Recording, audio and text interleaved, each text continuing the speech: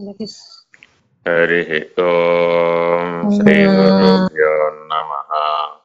हरिः ओम् ॐ नमो ब्रह्मादिभ्यो ब्रह्मविद्या सम्प्रदायकर्तृभ्यो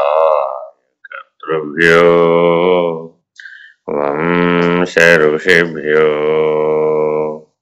महाभ्यो नमो गुरुभ्यः। सर्वोपप्लवरहित प्रज्ञानघन प्रत्यगर्धो ब्रह्मैवाहमस्मि। अहं पदार्थरहितः ब्रह्मानन्दं परमसुखदम् केवलं ज्ञानमूर्तिम् द्वन्द्वातीतं गगनसदृशम् तत्त्वमस्यादिलक्ष्यम्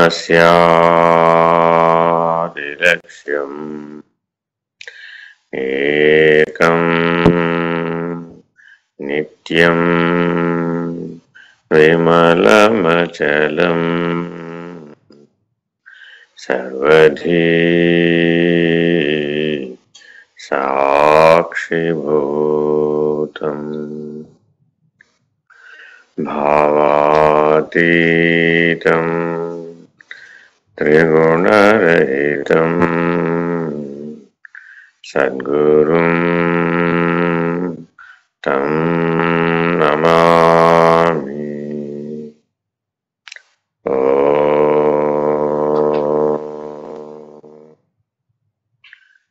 पूर्णमदः पूर्णमिदं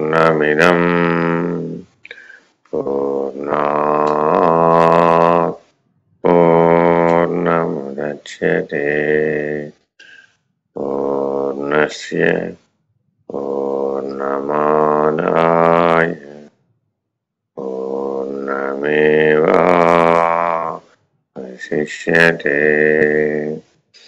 ॐ पूर्णमदः पूर्णमिदं पूर्णात् पूर्णमुदच्यते पूर्णस्य पूर्णमादाय पूर्णमेवावशिष्यते।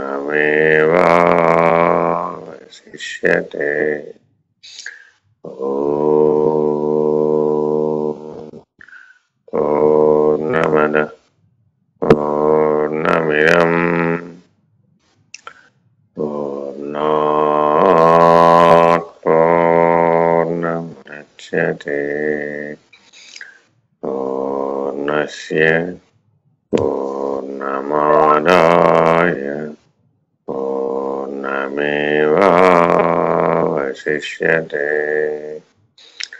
ॐ तत्सत्। ॐ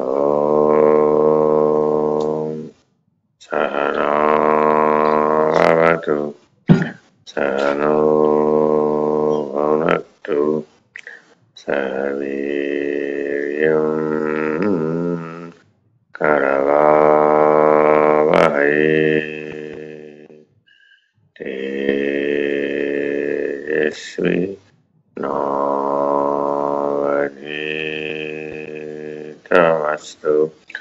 मा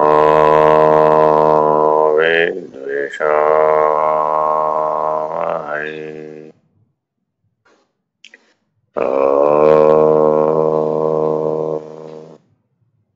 शान्ति शान्ति शान्तिः। हरिः ओम् श्रीगुरुभ्यो नमः। हरिः ओम्। చదవండి అమ్మా. ఇవాళ ఎవరు చదివేది?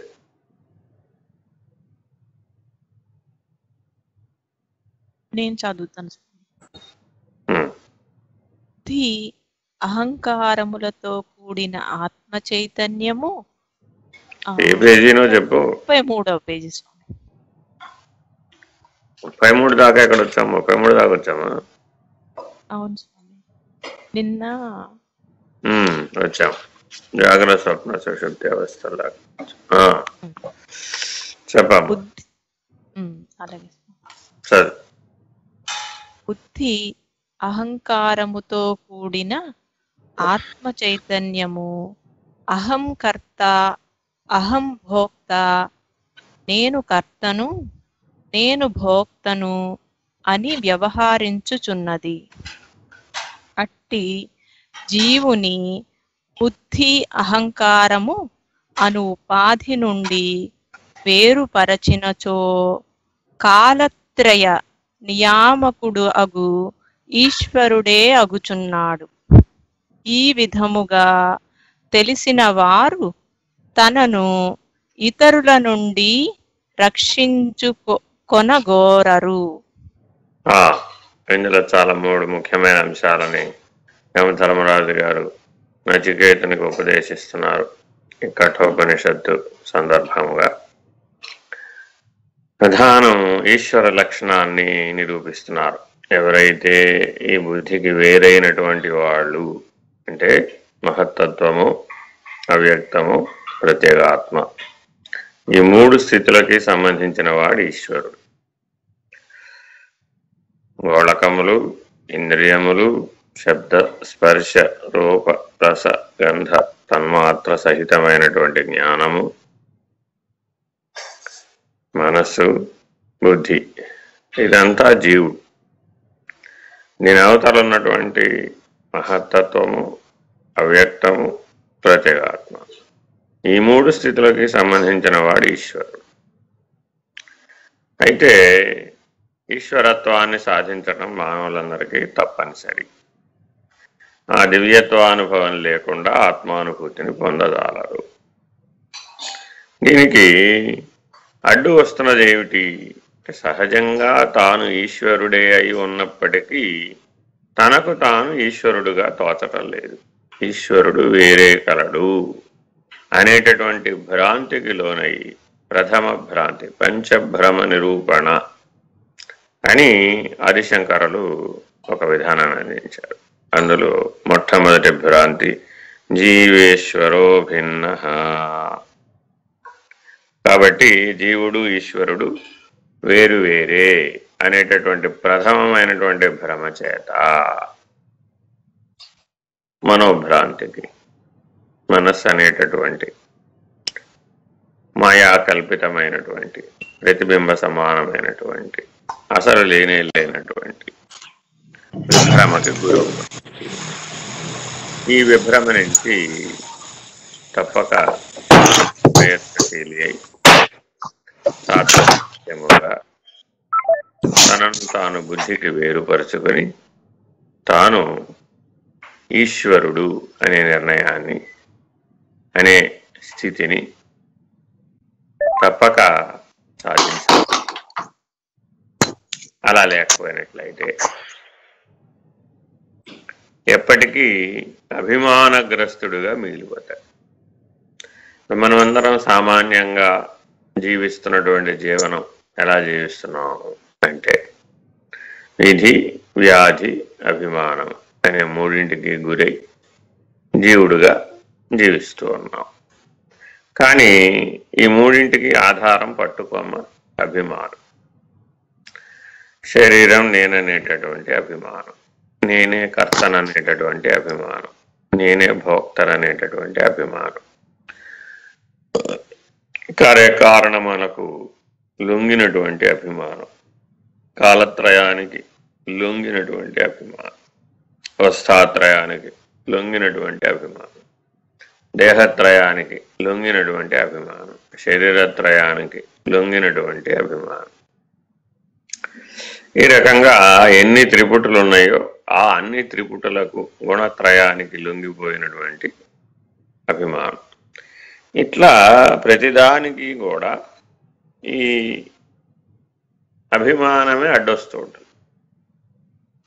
ఒకరు ఒకరితో మాట్లాడాలంటే అభిమానం అడ్డం వస్తుంది, ఒకరు ఒకరితో సంబంధపడాలి అంటే అభిమానం అడ్డం వస్తుంది, ఒకరు ఒకరిని క్షమాపణ అడగాలి అంటే అభిమానం అడ్డం వస్తుంది, ఒకరు ఒకరిని ప్రశంసించాలి అంటే అభిమానం అడ్డం వస్తుంది.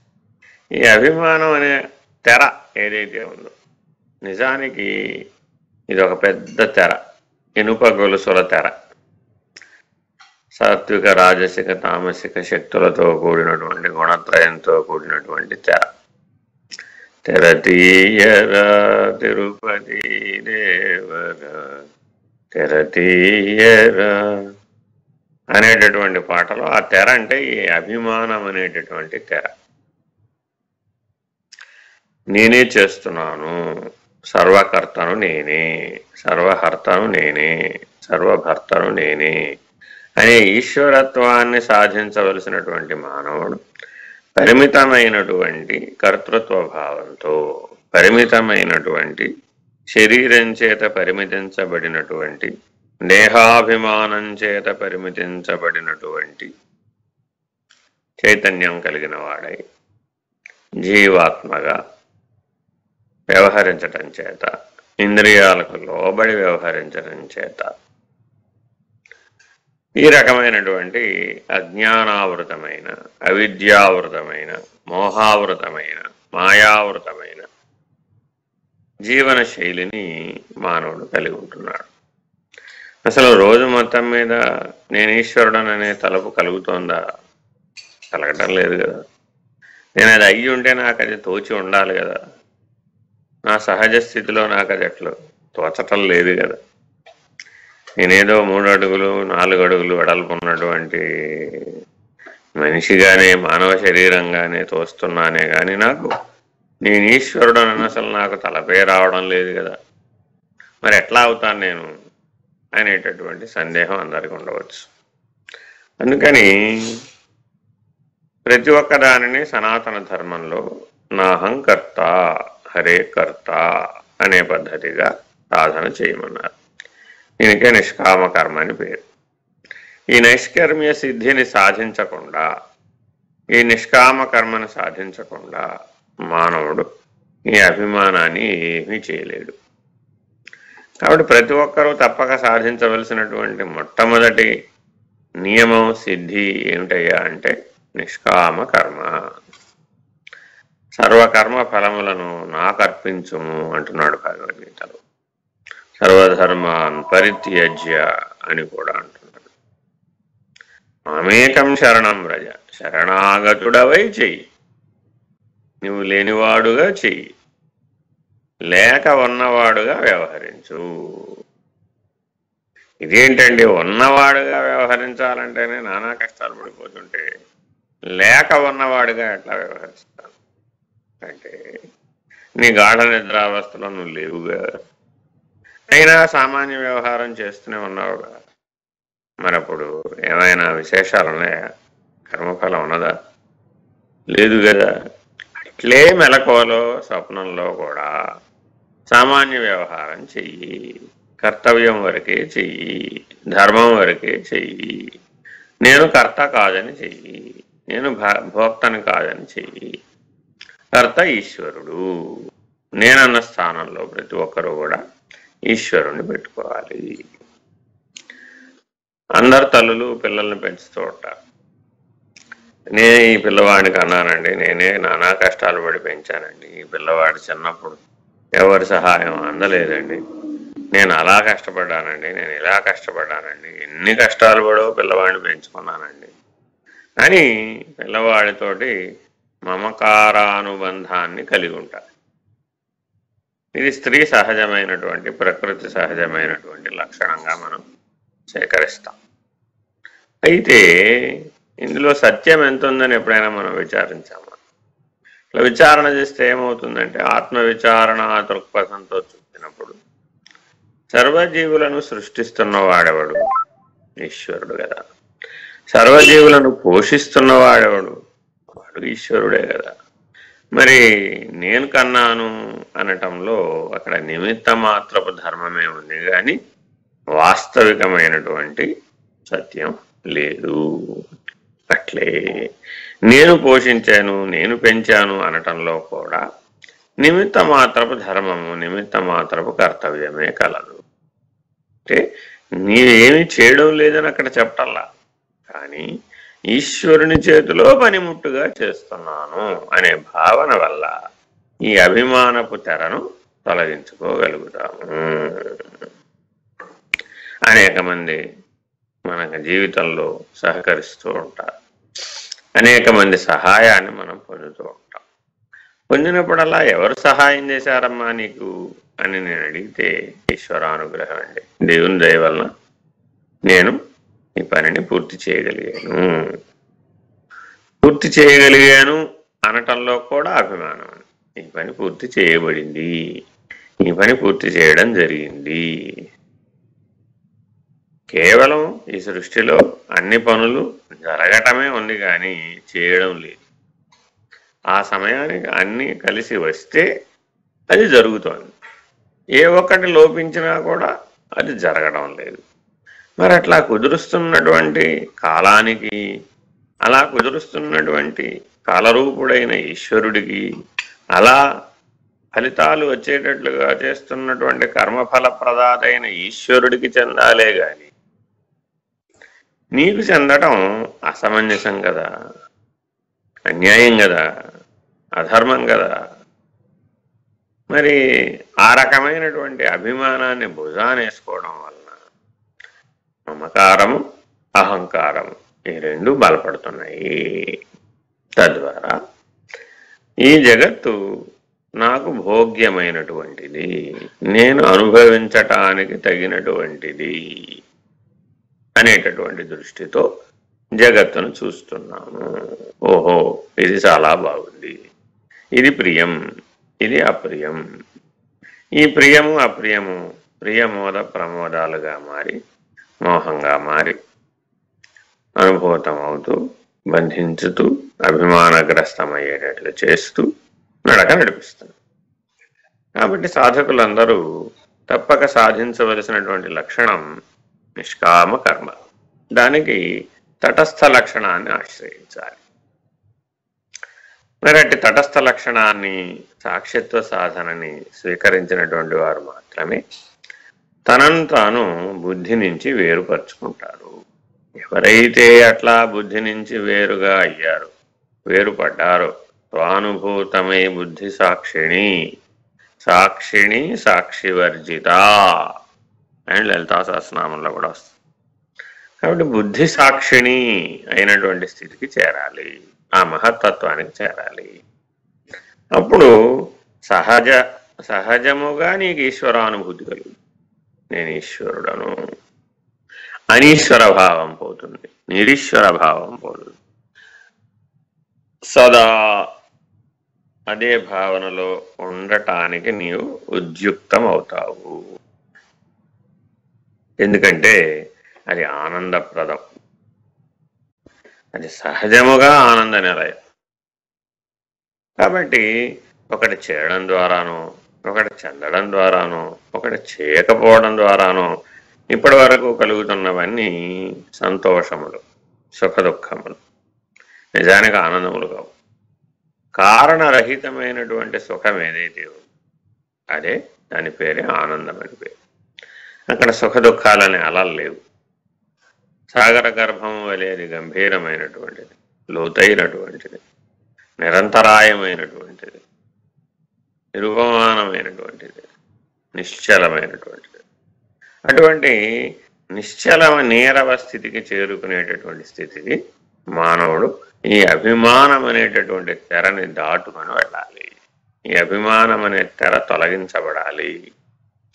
ఈ తెర తొలగించగలిగే శక్తి అమ్మకున్నది. అమ్మ యొక్క అనుగ్రహం చేత మానవులందరూ ఈ తెర తొలగించబడి ఈశ్వర సాక్షాత్కారాన్ని పొందవచ్చు. ఈశ్వరుడే సర్వజీవులకు తండ్రి, ప్రకృతి తల్లి.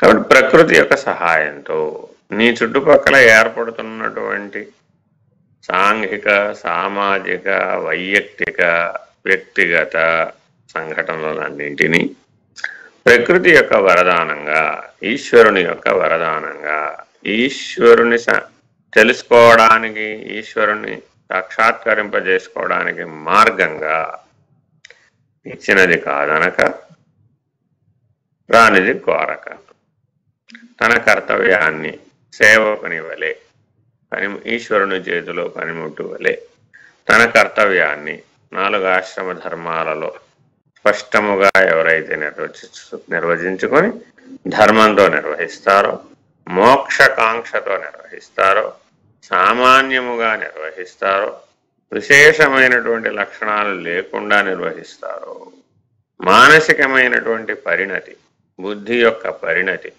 చేత నిష్కామ కర్మను సిద్ధింపజేసుకొని ఆ నైష్కర్మ్య సిద్ధి యొక్క బలం చేత నేననేటటువంటి అహంభావనను తొలగించుకొని ఆ నేను స్థానంలో ఈశ్వరుడే కర్త. ఈ పిల్లవాడిని ఎవరు చదివించారమ్మా ఇంత బాగా? నేనే చదివించానండి. ఈ పిల్లవాడు ఎలా అయ్యాడమ్మా ఇంత గొప్పవాడుగా? నా వల్లే అయ్యాడండి. ఈ రకమైనటువంటి కర్తృత్వ భావాన్ని త్యజించాలన్నమాట. ఈ భర్త గారు ఇంత బాగా అవడానికి కారణం ఏమిటమ్మా అంటే, నేనే అయ్యానండి. ఏ భార్య చెప్పదు. నా వల్లే ఈయన ఇంతవాడు అయ్యాడని ఆయన చెప్పుకుంటాడు. నా భార్య యొక్క సహకారం చేత నేను ఇంతవాడిని అయ్యాను, నేను ఈ పనులన్నీ సాధించాను. అట్లాగే భార్య గారు కూడా చెప్పుకుంటున్నాను, నా భర్త గారి యొక్క సహకారం వల్ల నేను ఇన్ని పనులు చేయగలిగాను. ఇలా నీ గురించి మరొకడు చెప్పుకున్నప్పుడు కూడా నీలో అభిమానం ప్రవేశిస్తుంది. ప్రశంస ద్వారా కూడా అభిమానం కలుగుతుంది. అయితే సామాన్య రీతిగా ఎవరైతే ఉన్నారో వాళ్ళు పొంగక కొంగక ఉంటారు. ప్రశంస చేత పొంగరు, తెగడత చేత పొంగరు. ఓహో అలాగా ఈశ్వరానుగ్రహం అని ఎవరైనా ఒకవేళ ప్రశంసించినప్పటికీ కూడా ఆ ప్రశంసలని ఈశ్వరునికి ధారపోస్తారు. కృష్ణార్పణం, దైవార్పణం, ఈశ్వరార్పణం అనేటటువంటి పద్ధతిగా జీవిస్తూ ఉంటారు. అప్పుడు ఏమైంది? అప్పుడు వాళ్ళేమి స్వీకరించకపోతే ఎవరి గిఫ్ట్ వారి దగ్గరే ఉంటుంది.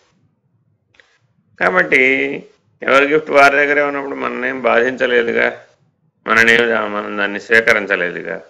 అట్లా మానసికంగా, బౌద్ధికంగా, శరీర భావన నుంచి, దేహ భావన నుంచి, కర్తృత్వ భావన నుంచి, భోక్తృత్వ భావన నుంచి తనను తాను వేరు చేసుకోవడానికి ఈ సాంఖ్య విచారణా క్రమాన్ని, ఈ పంచీకరణ యొక్క జ్ఞానాన్ని పంచకోశ విరమణకు, పంచకోశ నిరసనకు ప్రతి ఒక్కరూ తప్పక వినియోగించుకోవాలి. ఇది ఆంతరిక సాధన. ఇది ప్రతినిత్యం చేయవలసినటువంటి సాధన, అనుక్షణం చేయవలసినటువంటి సాధన. ఈ విచారణాక్రమం ఎప్పుడూ జరుగుతూ ఉండాలి. అయితే ఈ విచారణాక్రమానికి బలం, సమర్థత నీ సాధన అంటే 4 సంధ్యలలో నువ్వు చేసేటటువంటి సాధన, జపతప సాధనలు ఏవైతే ఉన్నాయో, ధ్యాన సాధనలు ఏవైతే ఉన్నాయో, ప్రాణాయామ ఆసన శుద్ధులు ఏవైతే ఉన్నాయో, వాటి ద్వారా కలిగిన చిత్తశుద్ధి యొక్క బలం చేత, వాటి ద్వారా కలిగినటువంటి ఈశ్వరుని యందు కలిగిన విశ్వాసం చేత, దైవ విశ్వాసం చేత, దైవ బలాన్ని అందుకున్నటువంటి వాడై, ఈశ్వరానుగ్రహాన్ని అందుకున్న వాడవై ఈ అభిమానాన్ని సులభంగా తొలగించుకోగలరు. ఇది ఈశ్వరానుగ్రహం అంటే. ఈశ్వరానుగ్రహం అని అందరూ అంటూ ఉంటారు. ఈశ్వరానుగ్రహం అంటే ఏమిటంటే ఈ కర్తృత్వ భోక్తృత్వ అభిమానం అనేటటువంటి తెర సులభంగా తొలగిపోయి ఈశ్వర సాక్షాత్కారం కలగటమే ఈశ్వరానుగ్రహం. అటువంటి ఈశ్వరానుగ్రహాన్ని మానవులందరూ, సాధకులందరూ తప్పక సాధించాలి. సాధన సాధ్యమిది. చదువు. మరియు తపస్సులన్నిటికంటేను జలము మొదలగు పంచభూతముల ఉత్పత్తి కంటెను పూర్వమే ఏది ఉన్నదో అది బుద్ధిరూప హృదయాకాశమును ప్రవేశించి భూతములతో కూడా ప్రకాశించుచున్నదో దానిని జ్ఞానులు చూతురు. అదే ఇది నీవడిగిన ఆత్మ ఆత్మతత్వమిదియే. ఆ ఈ రకంగా ఈశ్వర సాక్షాత్కార జ్ఞానం పొందిన తర్వాత ఆ ఈశ్వర సాక్షాత్కార జ్ఞాన ప్రభావం చేత సదా నేను ఈశ్వరుడననే భావంలో నిమగ్నమైపోయి ఉండటం చేత సత్వగుణం శుద్ధ సాత్వికమై ప్రకాశించడం మొదలవుతుంది. అట్టి శుద్ధ సాత్విక స్థితికి చేరుకున్నటువంటి వాళ్ళు ఎవరైతే ఉన్నారో వాళ్ళు ఆత్మనిష్ఠులవుతారు. వాళ్ళకి ఆత్మసాక్షాత్కార జ్ఞానం కలుగుతుంది. ఈశ్వర సాక్షాత్కారం తర్వాతే ఆత్మసాక్షాత్కార జ్ఞానం కలుగుతుంది. ఇది తప్పక నిర్ణయం అన్నమాట. కాబట్టి ఆత్మతత్వాన్ని తెలుసుకునేటటువంటి క్రమంలో మొదట ఈశ్వర సాక్షాత్కారాన్ని మానవులందరూ పొందాలి. సగుణ సాకార పద్ధతిగా కానీ నిర్గుణ నిరాకార పద్ధతిగా కానీ ఈ ఈశ్వర సాక్షాత్కారం జరుగుతూ ఉంటుంది. సాధారణంగా 99% అందరికీ కూడా సగుణ సాకార పద్ధతిగానే ఈశ్వర సాక్షాత్కారం, ఇష్టదేవతా సాక్షాత్కార పద్ధతి జరుగుతుంది. ప్రథమంగా ఆ దైవం తన కళ్ళ ఎదుట మూడవస్థలలోనూ నిలిచి ఉన్నటువంటి పరిస్థితిని దర్శన విధిగా సాధిస్తాడు. ఈ దర్శనం అంటే ఎప్పుడైనా గుర్తుపెట్టుకోండి, ఈ దర్శనం మూడవస్థలలో చెదిరిపోనిదన్నమాట. అది భావయుక్తమైనటువంటి తాత్కాలికమైనటువంటి మనోభావ రూప, బుద్ధి చలన రూప, చిత్త ప్రవృత్తి రూప దృశ్యములు కావన్నమాట. యథార్థ దర్శనం ఎవరికైతే సాక్షాత్కార జ్ఞానం కలుగుతుందో అది మూడవస్థలలో చెదిరిపోదు, సదా తన కళ్ళ ముందు నిలచే ఉంటుంది. అలా పొందినటువంటి దర్శనాన్ని అనుగమించగా అనుగమించగా అనుగమించగా అనుసరించగా క్రమేపీ ఆ దర్శన స్థితితో నీకు సంభాషించే శక్తి కలుగుతుంది. సదా దానితో సంభాషిస్తూ ఉంటాడు, సదా దానితో చర్య ప్రతిచర్య జరుపుతూ ఉంటాడు. ఆ దర్శన స్థితిలో ఉన్నటువంటి దైవతము కూడా నీతో సంభాషిస్తూ ఉంటుంది. ఆ శక్తి నీ చైతన్యమే, ఆ దైవం నీ చైతన్యమే, ఆ ఈశ్వరుడు కూడా నీ చైతన్యమే. అది నా చైతన్యమే, చైతన్యమే అది దైవతముగా ఉన్నది, చైతన్యమే అధ్యాత్మముగా కూడా ఉన్నది. కాబట్టి నేను చైతన్యమే, ఈశ్వరుడు కూడా చైతన్యమే అనేటటువంటి స్ఫురణ కలగగానే దైవం ఇక బయట ఉండదు, దర్శనంగా ఉండదు, తానైపోతాడు. ఇక తనకి ఆ దర్శనానికి అభేద స్థితి కలుగుతుంది. ఇట్టి అభేద స్థితి యందు అంతటా దైవాన్నే చూస్తాడు, అంతటా తన ఇష్ట దైవాన్నే చూస్తాడు, అంతటా ఈశ్వరునే చూస్తాడు, అంతటా ఈశ్వరీయమైనటువంటి విభూతిని దర్శిస్తాడు, అంతటా ఈశ్వర చిద్విలాసాన్ని గమనిస్తాడు. సర్వాన్ని ఈశ్వరుని యొక్క ప్రతిభాపాఠ విశేషములతో ఈ సృష్టిని అంతా కూడా ఈశ్వరుడే తనకు తాను ప్రత్యక్షమయ్యేటట్లుగా తాను ప్రకృతి ద్వారా వ్యక్తం అవుతున్న విధానం ఎట్లా అవుతున్నాడో గమనించగలుగుతాడు, గుర్తించగలుగుతాడు. అట్టి ప్రతిభా విశేషం కలుగు, అట్టి ప్రజ్ఞా విశేషం కలుగు, అట్టి చైతన్య వికాసం కలుగు. ఇది కలగగానే అంతటా ఉన్నది చైతన్యమే, ఒక చైతన్యమే అంతటా ఉన్నది అనేటటువంటి స్ఫురణని పొందుతాడు. ఈ రకంగా ఆత్మసాక్షాత్కార జ్ఞానం కూడా పొందుతాడు. ఇట్లా ఎవరైతే ఈ ఆత్మ దర్శనాన్ని పొందగలుగుతున్నారో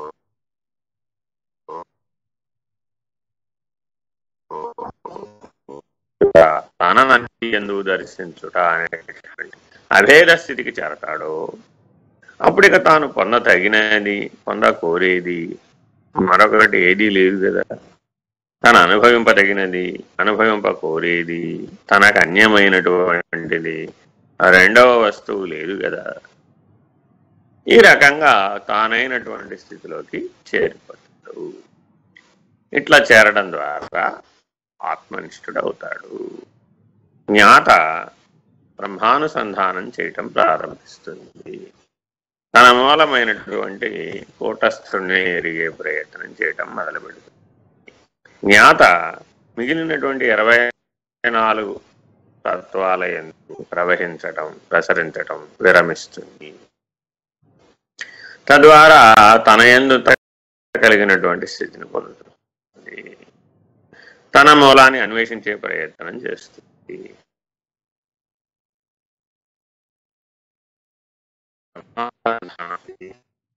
ఈ రకంగా బ్రహ్మనిష్టను సాధించేటటువంటి దిశగా పరిణామం ప్రారంభమవుతుంది.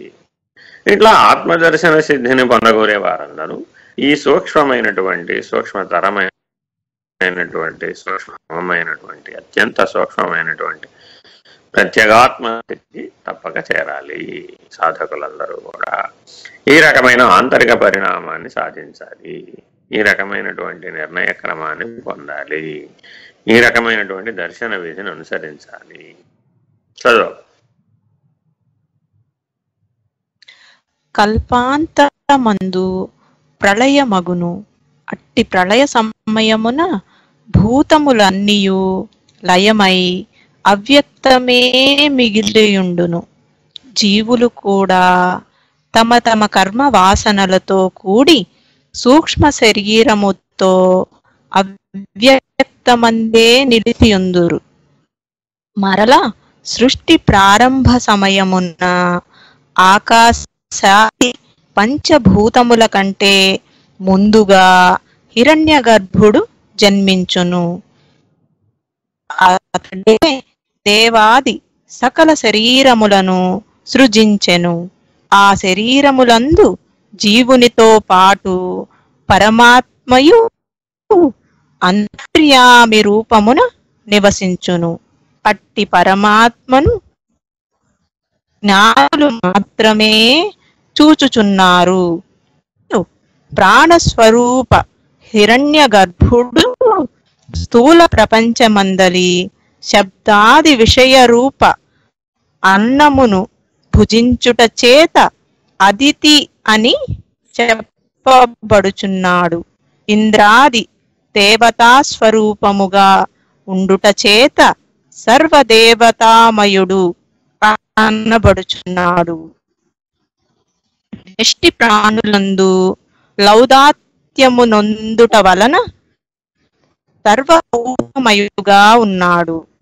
అట్టి హిరణ్య గర్భుడు ఏ పరమాత్మను ధ్యానించుచున్నాడో అటులనే నీవును నీ బుద్ధి గుహలయందు ప్రవేశించినట్టి పరమాత్మను తెలుసుకొనుము. ముఖ్యమైనటువంటి క్రమ సృష్టి యందు కల్పాంతమందు మరల ప్రళయం వచ్చినప్పుడు, లయమైనప్పుడు ఈ సృష్టి క్రమం ఎట్లా ఏర్పడిందో, ఆ పంచీకరణ విధానం ద్వారా ఎట్లా అయితే బ్రహ్మణోరవ్యక్త వ్యక్తాన్మహతు మహతోర్మహదహంకార మహదహంకారోదాకాశ ఆకాశాద్వాయు వాయోరగ్ని అగ్నయోరాప ఆపయోర్పృథ్వీ పృథ్వీయోర్ ఓషధి ఓషధియోరన్నం అన్నంయోర్జీవ. ఈ రకమైనటువంటి క్రమ సృష్టి ఏదైతే ఉందో ఇది మరలా కల్పాంతంలో విరమించి ప్రళయం అవుతుంది.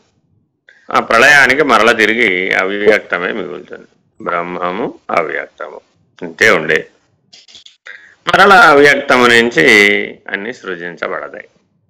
ఆ మహత్తత్వం అనేటటువంటి హిరణ్య గర్భుడు ముందు వచ్చేటటువంటి ప్రాథమికమైనటువంటి స్థితి. ఆ హిరణ్య గర్భుడు ఆదిదైవతానికి అధిష్టానం. సర్వదేవత స్వరూపము కూడా ఆ హిరణ్య గర్భస్థానం నుంచి వ్యక్తమవుతుంది. సృష్టి క్రమం అంతా ఆ హిరణ్య గర్భస్థానం నుంచే వ్యక్తమవుతుంది. ఇది 6వ కోశము, షట్కోశము. కాబట్టి మానవుడు తనకు తాను పంచకోశముల వరకే తెలుసుకుంటే సరిపోవటంలా, ఈ హిరణ్య గర్భుడి వరకు తెలుసుకోవలసినటువంటి అవసరం ఉన్నది.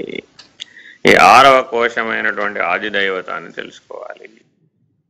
సర్వదేవతలు, ఇంద్రాది సమస్త దేవతలు, అధిష్టాన దేవతలు, దిక్పాలకులు, ఇంద్రియాది అధిష్టాన దేవతలు సమస్తము పంచీకరణలో చెప్పబడినటువంటి విధానంలో పృథ్వీ పంచకంలో ఏ అధిష్టాన దేవతలు ఉంటారో చెప్తారు ఎవరైనా? పృథ్వీ పంచకంలో భూమిలో భూమి మృత్యువు కదా, ఎవరు మాట్లాడటం లేదు. ఒక్క నిమిషం గురుగారు చెప్తాను. భూమిలో భూమి మృత్యు పంచీకరణ పటం ఎదుర్కోకుండా పెట్టుకుంటారు. భూమిలో భూమి మృత్యువు. మృత్యుదేవత అండి. మృత్యుదేవత. భూమిలో తదుపరి జలము భూమిలో జలము బ్రహ్మ. బ్రహ్మము. భూమిలో బ్రహ్మ అంటే ఈయన చతుర్ముఖ బ్రహ్మగారు, సృష్టి చేసేటటువంటి బ్రహ్మగారు. భూమిలో అగ్ని విష్ణువు. విష్ణువు ఈయన పోషకకర్త, స్థితికర్త. భూమిలో వాయువు ఇంద్రుడు. ఇంద్రుడు ఈయన ఇంద్రియాధిష్టాన దేవత. భూమిలో ఆకాశము అగ్ని. అగ్ని. ఇట్లా మొట్టమొదట ప్రాథమికంగా చిట్ట చివరి భూ పంచకంలో, పృథ్వీ పంచకంలో, పృథ్వీతత్వ పంచకంలో వీళ్ళు ఏర్పడ్డారు. ఇది ఆఖరిగా ఏర్పడుతుంది.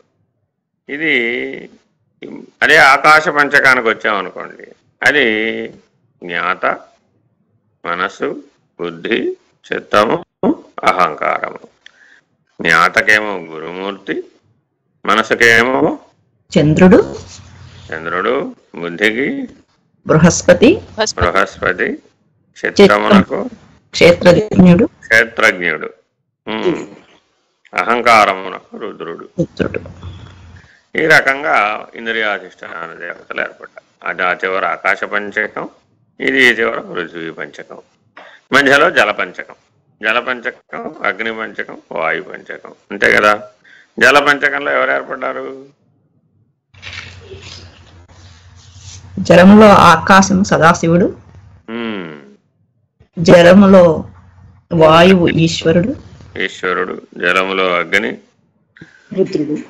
రుద్రుడు, జలములో జలము విష్ణువు, జలంలో పృథ్వీ బ్రహ్మ. అది చూడండి, మరలా కింద చెప్పిన పేర్లే అటు ఇటుగా మారినాయి.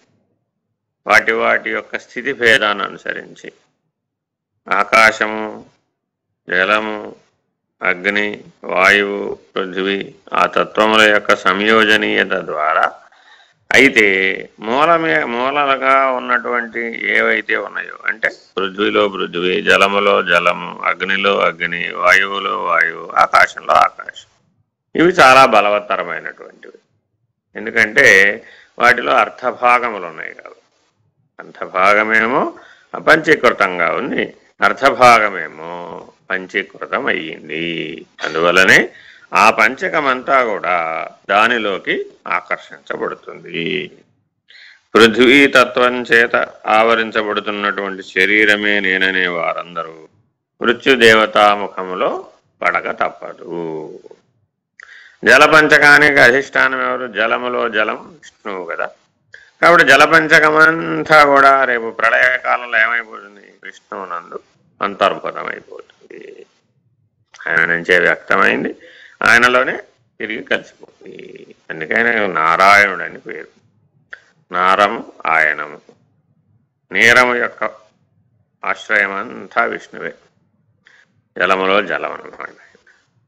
కాబట్టి ఆ జలపంచకం అంతా ఆధారభూతంగా ఉన్నటువంటి విష్ణువు ద్వారా ఏర్పడింది. తిరిగి మరలా ఆయన అంటే లయించిపోతుంది. అగ్ని పంచకం. అగ్నిలో దిక్పాలకులు, అగ్నిలో వాయువు వాయుదేవుడు, అగ్నిలో వాయువు వాయుదేవుడు, అగ్నిలో అగ్ని సూర్యుడు. ఈ సూర్యాధిష్టానం. మనం కూడా అగ్నిని ఎక్కడి నుంచి పొందుతున్నాం అంటే సూర్యుడి నుంచే పొందుతున్నాం, ప్రకాశం నుంచే పొందుతున్నాం. ఆ సూర్యప్రకాశం ఆధారంగానే సమస్త సృష్టి జరుగుతుంది. సూర్యుడు లేకపోతే ఈ సృష్టిలో ఏది లేదు. చీకటి యుగం, మంచు ఖండం, హిమయుగం నడుస్తూ ఉంటుంది. ఆ సూర్య ప్రభావం వలనే ఆ జలంలో నుంచి జీవులని పుట్టుకొచ్చినాయి. అగ్నిలో జలము, పృథ్వీ అశ్వని దేవత. ఈ రకంగా ఆదిదేవత సృష్టి అగ్ని పంచకానికి సంబంధించినటువంటిది అనమాట. ఈ అశ్వని దేవతలు, అష్టదిక్పాలకులు, వరుణుడు, సూర్యుడు, వీళ్ళందరూ కూడా మనం ఆరాధించేటటువంటి దేవతలు అనమాట. వీళ్ళందరి ప్రభావం చేతనే ఋతువులన్నీ ఏర్పడుతున్నాయి, భ్రమణం ద్వారా ఏర్పడుతుంది. భూభ్రమణము భూ పరిభ్రమణం అంటున్నాం కదా. భూమి సూర్యుడు చుట్టూ తిరిగేటప్పుడు ఈ అధిష్టాన దేవత అనుగ్రహం చేత ఆయా ఋతువులన్నీ ఏర్పడి ఆ జీవ సృష్టి అంతా జరుగుతుంది. వరుణ భగవానుడి అనుగ్రహం లేకపోయినట్లయితే మనం వర్షపాతం లేక వెలవెల్లాడిపోతాం. ఎన్ని భూమి మీద నీళ్లు ఉన్నప్పటికీ కూడా వర్షం లేకపోతే ప్రాణులన్నిటికీ చాలా ఇబ్బందికరమైన జీవితం జరుగుతూ ఉంటుంది. ఒక కాలానికి వచ్చేటప్పటికి అసలు వరుణుడే లేకపోతాడు. ప్రళయ కాలానికి వచ్చేటప్పటికి సూర్య ప్రభావం తీవ్రమైపోతుంది. తీవ్రమైపోయి మిగిలినటువంటి అగ్ని పంచకం అంతా కూడా దేదీప్యమానమైనటువంటి ప్రభావితమై కిందన్న జలపంచకాన్ని తన యందు కలిపేసుకుంటాడు. జలపంచకమేమో తన అధీనంలో ఉన్న పృథ్వీ పంచకాన్ని కలిపేసుకుంటే ఆ జలపంచకాన్ని ఈ అగ్ని పంచకానికి అధిష్టానమైనటువంటి సూర్య తప్తత చేత ఆ మొత్తం ఇంకిపోయేది చేస్తుంది.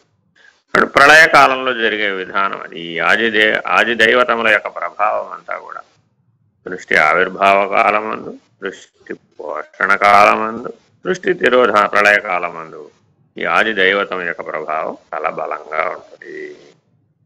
భూమి విలువ మనకు ఎప్పుడు తెలుస్తుందంటే భూకంపం వచ్చినప్పుడు తెలుస్తుంది. భూమి ఉందే, అప్పటి వరకు నేల ఉందని ఎవరు అనుకోరు. తింటుంటాడు, తిరుగుతూ ఉంటాడు, గడిపేస్తూ ఉంటాడు. భూకంపం వస్తే అప్పుడు భూమి యొక్క ప్రభావం ఎంతుందో తెలుసు. భూదేవత యొక్క అనుగ్రహం చాలా అవసరం. అట్లా మనం ఈ పంచభూతాలని ఆది దైవతంగా భావించి ఆరాధించే విధానాన్ని పెద్దలు కల్పించారు. ఈ రకంగా పృథ్వీ పంచకాన్ని, జల పంచకాన్ని, అగ్ని పంచకాన్ని తెలుసుకున్న తర్వాత వాయు పంచకం. వాయువులో ఆకాశం జయుడు, వాయువులో వాయువు విశ్వయోని, వాయువులో అగ్ని అజుడు, వాయువులో జలము విశిష్టుడు, వాయువులో పృథ్వీ విశ్వకర్త. వీళ్ళే ఆధారం. వాయుదేవత అంటే వీళ్ళందరినీ కలిపి వాయుదేవత. వాయువులో వాయువు చాలా ముఖ్యమైన. వాయువులో వాయువు ఏమిటి? ఇప్పుడు విశ్వయోని. కాబట్టి ఈ సృష్టి అంతా ఎక్కడి నుంచి ప్రాదుర్భవించింది అంటే ప్రాణచలనం చేత ప్రారంభమైంది. అసలు ప్రాణచలనమే లేకపోతే ఏ జీవులు లేవు. కాబట్టి విశ్వయోని నుంచి జీవ సృష్టి అంతా వచ్చింది అన్నారు. విశ్వయోని అని పేరు పెట్టడంలోనే తెలుసుకోవాలన్నమాట. అది సాకారం కాదు, నిరాకార పద్ధతి, నిరీంద్రియ పద్ధతి. ప్రాణచలన ప్రభావ రూపమైనటువంటి హంస యొక్క చలనం ప్రారంభమైంది. తద్వారా జీవాణువుల యొక్క చలనం ప్రారంభం. లేకపోతే శుక్ల శోణితాలు తమంతట తాము ఎట్లా చెల్లిస్తున్నాయి, తమంతట తాము ఎట్లా కలుస్తున్నాయి, తమంతట తాము సంవిద్బిందువుగా ఎలా ఏర్పడుతున్నాయి, తమంతట తాము జీవాణువులుగా మరలా ఎలా విభజన పొందుతున్నాయి. కాబట్టి చలనం అంతా ఎవరి మీద ఆధారపడిందంటే ఈ వాయు చలనం మీద ఆధారం. కదల్చగలిగే శక్తి, ఎండించగలిగేటటువంటి శక్తి, లయింపజేయగలిగే శక్తి, దేనినైనా కూడా తన ఇముడ్చుకోగలిగినటువంటి శక్తి అంతా కూడా ఈ వాయువు చేతిలోనే ఉంటుంది. పోషించాలన్నా ఈ వాయువే, లయింపజేయాలన్నా కూడా ఈ వాయువే. సమస్త అగ్ని పంచకము సూర్యుడిలో ఉన్నటువంటి ప్రాణశక్తి రై అనేటటువంటి శక్తిగా విడుదలవుతుంది. ప్రళయకాలం ముందు ఈ సూర్యుడు మొత్తం నవగ్రహాలని వెనక్కి తీస్తాడు, తన ఆకర్షణని విరమిస్తాడు. వెంటనే ఎలా అయితే ఇప్పటి వరకు తమ తమ కక్షలలో పనిచేస్తూ ఉన్నాయి ఆ కక్షలన్నీ కొలాప్స్ అయిపోతాయి. తన ఒకదానికొకటి ఢీకొంటాయి. ఢీకొని విరమణ చెంది మరలా ఆ సూర్యుడు యందు లయమై ఆ సూర్యుడు కూడా లేకుండా ఉంటాడు. సూర్యుడు కూడా ఒక నక్షత్రమే కదా, ఆ నక్షత్రం కాస్త డెడ్ స్టార్ అయిపోతుంది, బ్లాక్ హోల్ అయిపోతుంది, కృష్ణ బెలం అయిపోతుంది. వెంటనే ఆ కృష్ణ శక్తి వలన అప్పటి వరకు ఉన్నటువంటి సమస్త బ్రహ్మాండ సృష్టి కూడా తనలోనికి లాగేసుకునేప్పటికీ ఎక్కడి నుంచి అయితే విచ్ఛిన్నమై ఉత్పన్నమైనయో మరలా ఆస్థానమునందే ప్రళయకాలమందు లయించబడి చిట్ట చివరికి లయించబడేది ఏమిటంటే ఆకాశ పంచకం. ఆ ఆకాశ పంచకం ఎట్లా లయించబడుతుంది? ఆకాశంలో ఆకాశం గురుమూర్తి, చెప్పునాగా. ఆకాశంలో వాయువు, చంద్రుడు. ఆకాశంలో వాయువు, చంద్రుడు. మనస్సు కదా, మనస్సు యొక్క అధిదేవత చంద్రుడు. కాబట్టి చంద్రుడు కూడా వెళ్ళిపోతాడు. ఈ రకంగా బృహస్పతి వెళ్ళిపోతాడు, ఆ రకంగా రుద్రుడు వెళ్ళిపోతాడు. ఇట్లా అందరూ ఈ అధిష్టాన దేవతా సముదాయం అంతా చిట్ట చివరికి జ్ఞాత స్థానంలోకి లయమైపోతాడు. ఈ క్షేత్రజ్ఞుడు వెళ్ళిపోతాడు, క్షేత్రములు వెళ్ళిపోతాయి, ఆ అక్షర పురుష స్థితిలోకి చేరిపోతాడు. బ్రహ్మము అయినటువంటి గురుమూర్తి స్థితిలోకి చేరిపోతుంది. ఆ బ్రహ్మము కూటస్థుడు. ఈ అధిష్టాన దేవతా సముదాయము పంచతన్మాత్రలు, పంచశక్తులు, పంచబ్రహ్మలు, ఇదంతా బ్రహ్మాండం అన్నమాట. ఇదంతా సూక్ష్మాతి సూక్ష్మం, ఆది దైవతం. ఇదేమో బ్రహ్మాండం. పిండాండానికి వచ్చేటప్పటికి ఆయా రకములైనటువంటి గోళకములు ఏమిటి? కర్మేంద్రియాలు, జ్ఞానేంద్రియాలు, విషయేంద్రియాలు, ప్రాణేంద్రియాలు, అంతరింద్రియాలు, ఆ రకమైనటువంటి ఇంద్రియ వ్యవస్థ అంతా కూడానేమో పిండాండ పని. ఈ రకమైనటువంటి దేవతా వ్యవస్థీకరణ అంతా కూడా పంచశక్తులు, పంచబ్రహ్మలు, ఈ వ్యవహారం అంతా కూడా అది దైవతం, అది బ్రహ్మాండ పంచ. ఈ రకంగా పిండాండము బ్రహ్మాండము ఒకదాని యందు ఒకటి ఇమిడి ఉన్నట్లుగా తోస్తున్నది. ఈ రకంగా ఈ సమస్త సృష్టి స్థితి ప్రళయములకు ముందున్నటువంటి వాడెవడైతే ఉన్నాడు. ఎందుకని ఆ పైన 1, 2, 3 అనేసి ఉంటుంది. ఆ 1, 2, 3 ఏమిటి? బ్రహ్మణోరవ్యక్త అవ్యక్తాన్ మహత్, మహదోర్మహదహంకార అన్నప్పుడు కూటస్థుడు వ్యక్తం. అలాగే మహదహంకారముగా జ్ఞాత వ్యక్తమయ్యాడు. కాబట్టి బ్రహ్మాండ ప్రతిబింబం అంతా పిండాండం. బింబమేమో బ్రహ్మాండం, ప్రతిబింబమేమో పిండాండం. కాబట్టి ఈ రెండింటి యందు 2 అహములు ఉన్నవి. ఒకటి జ్ఞాత, 2 కూటస్థుడు. ఈ 2 అహములు కలిస్తే అఖండమైన ఎరుక. కూటస్థుడు అనేది అఖండ ఎరుక. ఈ రకంగా ఖండాలుగా 5×25గా తోస్తున్నప్పటికీ వాస్తవానికి ఇదంతా ఒకటిగానే ఉన్నది. ఈ పిండ బ్రహ్మాండములు ఒకటే.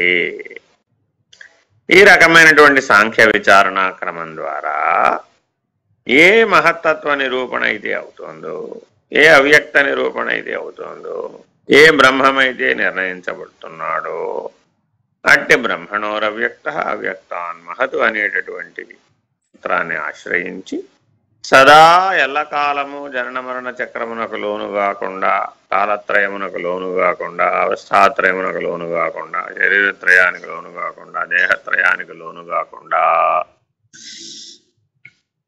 ఏ రీతిగా అయితే బ్రహ్మము నిలబడి ఉన్నదో అట్టి బ్రహ్మము నేను, అట్టి పరమాత్మను నేను, అట్టి పరబ్రహ్మ నిర్ణయాన్ని నేను అనేటటువంటి పద్ధతిగా తన బుద్ధి గుహయందు, తన హృదయాకాశమునందు ఇట్టి నిర్ణయాన్ని ఎవరైతే పొంది ఆ నిర్ణయంతో స్థిరముగా ఉన్నారో వారే ముక్తు.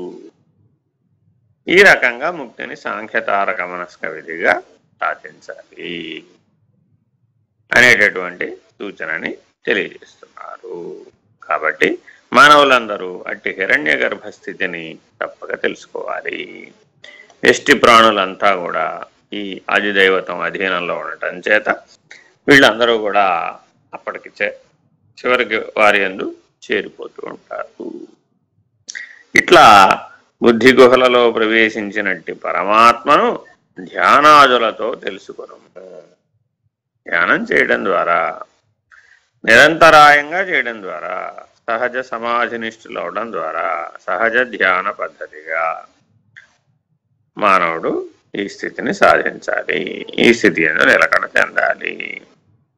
ఇట్లా ఎవరైతే హిరణ్య గర్భుని తెలుసుకోగలుగుతున్నారో, ఎవరైతే ఈ 6వ కోశాన్ని బాగుగా ఎరగగలుగుతున్నారో, ఎవరైతే షడూర్మి రహితంగా ఉంటున్నారో, ఎవరైతే షడ్వికార రహితంగా ఉంటున్నారో, ఎవరైతే వాసనాత్రయం లేకుండా ఉంటున్నారో, ఎవరైతే నిర్వాసన మౌనాన్ని ఆశ్రయించి ఉన్నారో, ఎవరైతే ఈశ్వరీయ మౌన స్థితిలోకి చేరారు, ఎవరైతే కాలత్రయము చేత బాధించబడకుండా ఉన్నారో, ఎవరైతే కర్మత్రయం అనేటటువంటి బంధం లేకుండా ఉన్నారో, ఎవరైతే కర్మఫల ప్రదాతగా ఉన్నారో, అట్టి ఈశ్వరీయమైనటువంటి స్థితిని సాధకులందరూ తప్పక సాధించాలి. ఈ రకమైనటువంటి విశేషమైనటువంటి ఆత్మ విచారణని మానవులు ప్రతినిత్యము అనుక్షణము ఆశ్రయించి తనను తాను విరమింపజేసుకొని పృథ్వీ దగ్గర నుంచి ఆకాశంలో ఆకాశం అనేటటువంటి ఆధార స్థానం వరకు ఆధార ఆధేయ విమర్శా పద్ధతిగా, జడ చేతన విమర్శా పద్ధతిగా, అధిష్టాన ఆశ్రయ పద్ధతిగా దీనిని చక్కగా విచారణ చేసి నేను జ్ఞాతను, నేను కూటస్థుడను అనే నిర్ణయాన్ని పొందవలసినటువంటి తప్పక అవసరం ఉన్నది. ఈ రకంగా ఇంద్రియాల దగ్గర నుంచి, గోళకముల నుంచి ఇంద్రియాలకు, ఇంద్రియాల నుంచి పంచభూత తన్మాత్రల యొక్క విశిష్టములైన జ్ఞానమునకు, అక్కడి నుంచి మనసుకి, మనసు నుంచి బుద్ధికి, బుద్ధి నుంచి మహత్తత్వానికి, మహత్తత్వం నుంచి అవ్యక్తానికి, అవ్యక్తం నుంచి ప్రత్యేగాత్మకు, ఆ తదుపరి ప్రత్యేక పరమాత్మలు అభిన్నులనేటటువంటి అభేదత్వానికి మానవుడు సాధన ద్వారా ప్రయాణం చేయవలసి ఉన్నది. ఇట్లా ఎవరైతే ప్రయాణం పూర్తి చేశారో, ఎవరైతే ఈ చిట్ట చివరి స్థితికి చేరుకున్నారో వారే దేశికేంద్రులు, వారే ముక్తులు, వారే జన్మరాహిత్యాన్ని పొందినటువంటి వారు, వారే మోక్షమును అధివసించినటువంటి వారు. హరి ఓం శ్రీ గురుభ్యో నమః. హరి ఓం. ఓం పూర్ణమద పూర్ణమిదం పూర్ణాత్ పూర్ణముదచ్యతే పూర్ణస్య పూర్ణమాదాయ పూర్ణమేవావశిష్యతే.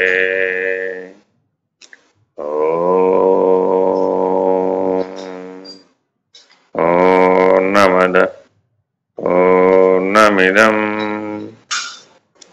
పూర్ణాత్ పూర్ణముదచ్యతే పూర్ణస్య పూర్ణమాదాయ పూర్ణమేవావశిష్యతే. ఓం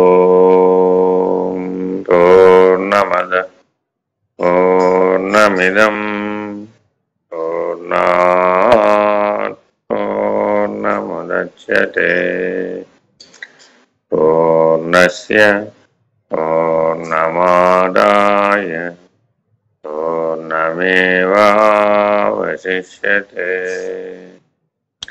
ఓం తత్సత్.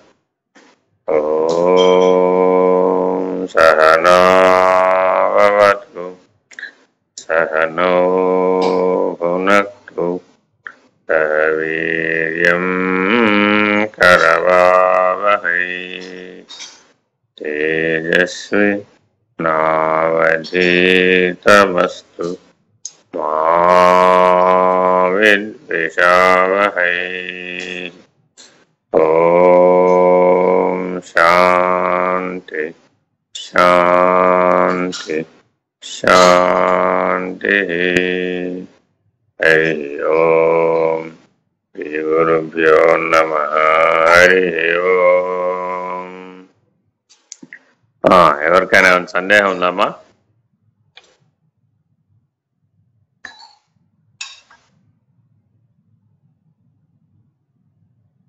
గురువు గారు, ఇక్కడ నేను విజయనండి. చెప్పమ్మా. ఇక్కడ మీరు ఈశ్వర దర్శనం గురించి చెప్పారు కదా, ఈశ్వర సాకార దర్శనం అవుతుంది అని చెప్పారు. అయితే ఇప్పుడు ప్రతి రూపాన్ని వెనకాల ఒక భగవత్ శక్తి నడిపిస్తోంది అన్న భావన ఉంది. నిరాకారంతో ఇది ఉన్న వాళ్ళకి ఆ దర్శనం ఏ విధంగా ఉంటుంది అన్నది ప్రకాశ దర్శనంగా ఉంటుంది.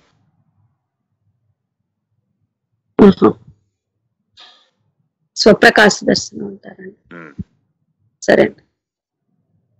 సరే, నమస్కారం అందరికి. నమస్కారం గురువు గారు.